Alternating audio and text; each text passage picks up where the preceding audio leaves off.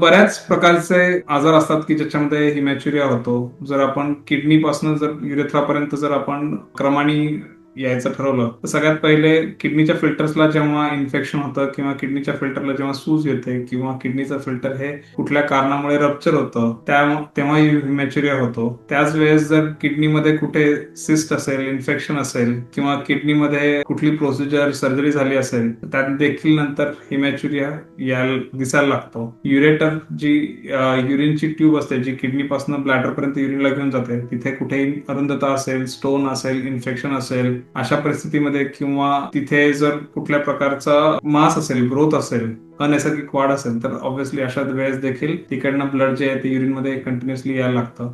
Bladder मध्ये जेव्हा infection होतं, जिथे युरिन स्टोर होते, अशा ठिकाणी जर इन्फेक्शन असेल, स्टोन असेल किंवा ब्लॅडरचा कॅन्सर असेल, अशा वेळेस देखील हिमॅच्युरिया होत राहतो. दरवेळेस ब्लड डोळ्याने दिसेल एवढ्या स्वरूपात असेल असं नसतं. कित्येकदा ते मायक्रोस्कोपिक म्हणजे डोळ्यांना न दिसता फक्त रिपोर्ट्स मध्येच पॉझिटिव्ह दिसतो. But still it is still significant. असं नाहीये की ते आपण इग्नोर किंवा नजरअंदाज करू शकतो. त्याच वेळेस जेव्हा युरेथ्रामध्ये इन्फेक्शन असतं किंवा मार्ग अरुंद असतो, स्ट्रिक्चर म्हणतात ज्याला, किंवा एखादा स्टोन तिथे फसलेला असतो, अशा वेळेस देखील इंजुरी असेल, ट्रॉमा असेल, तेव्हा देखील युरिन मधनं ब्लड जे आहे ते दिसतं.